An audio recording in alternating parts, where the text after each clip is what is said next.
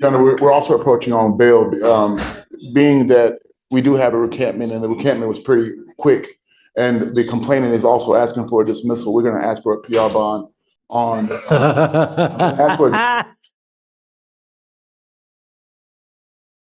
You are on bond for an assault of a family member from April, and now you've picked up 2 more assaults of a family member.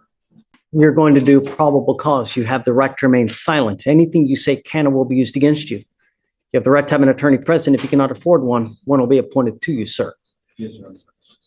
One of the complainants and the defendant are married. On November 2nd of 2024, officers were dispatched to an assault at a residential home in Harris County, Texas.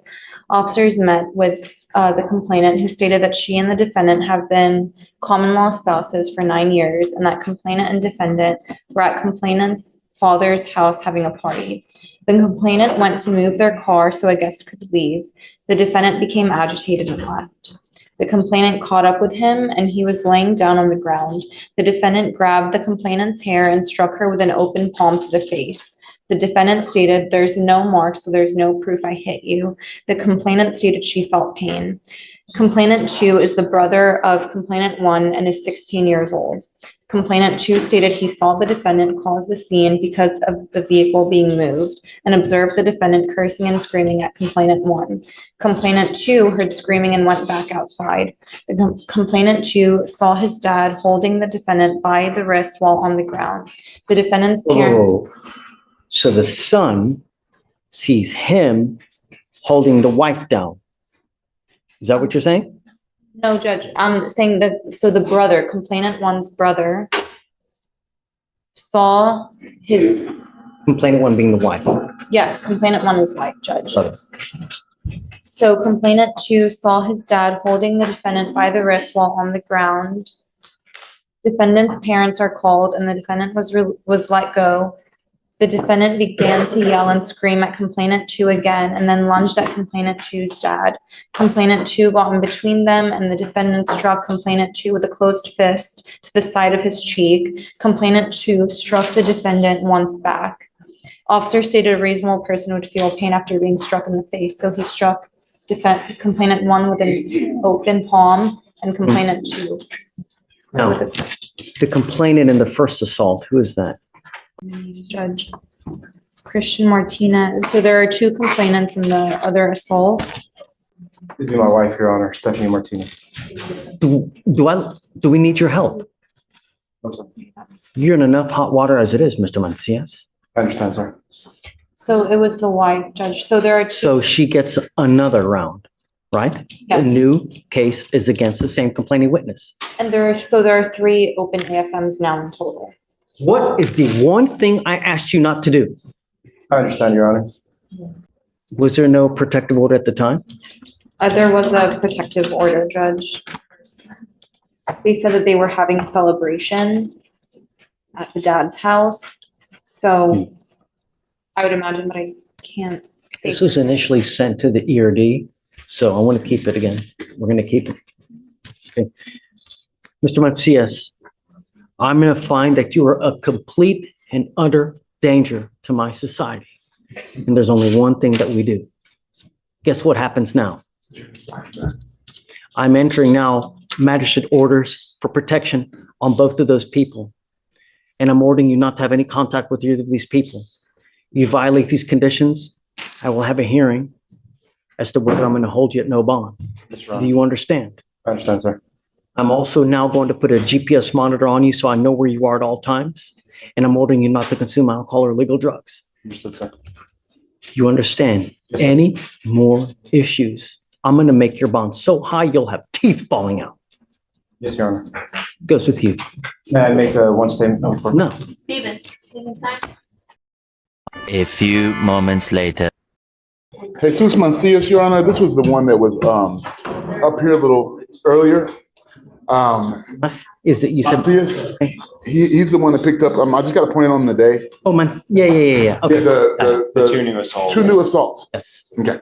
All right. So I talked to Mr. Macias for a while, and he was going to share with you a few things that would kind of help give some more context in the case. On his two known law violations, there was a real call that was made to the complainant, and the complainant basically said kind of what verbatim what Mr. Macias told me, that he was actually attacked by her family. He called 911. When he called 911, she became very upset, made up the story of the assault, never saw the brother be assaulted. So you have, on the two new assaults, you have brother on one, and then you have wife on the other. So she basically recants and says that the assault on her never happened, and she says that she doesn't witness anything as far as with the brother. Okay, those are the two new law violations. She also makes a reference to the first assault, which he's currently in the court as well, and says that was made up as well. Now we have people that recant all the time, but it would be. I mean, I'm not going to take his word for it just because it's right. Well, no, of course, Judge, but it should be noted as far as on this recantment as well, that she actually asked the state that she need representation for the false report. So that's a little bit different. That's usually, you don't usually have it to where people are concerned about getting representation for making a false report. That's usually a little bit extreme, so to speak.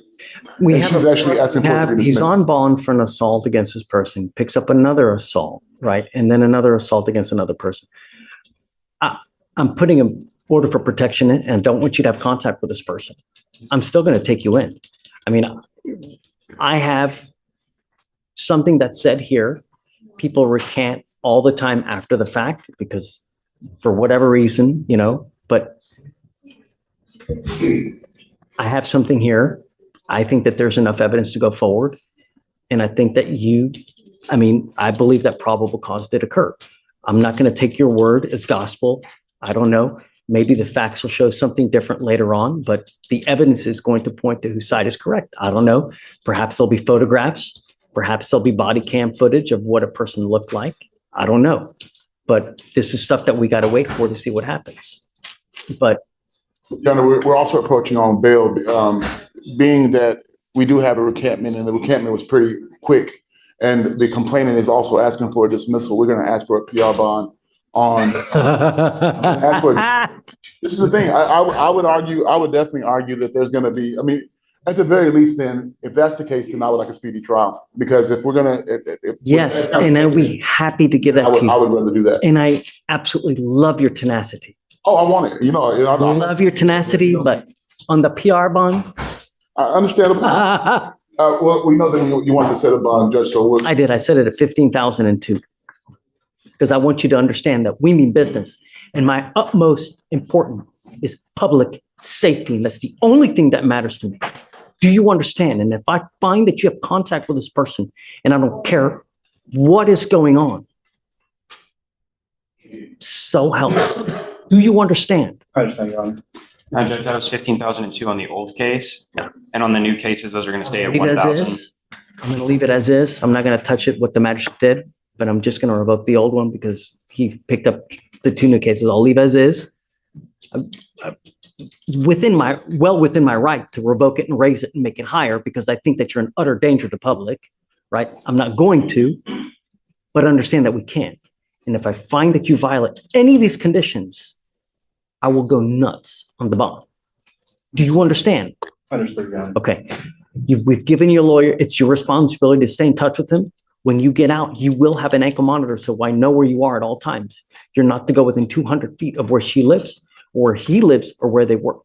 You understand? I understand. We will see where it pings at all times. So if you go anywhere near these people, get ready.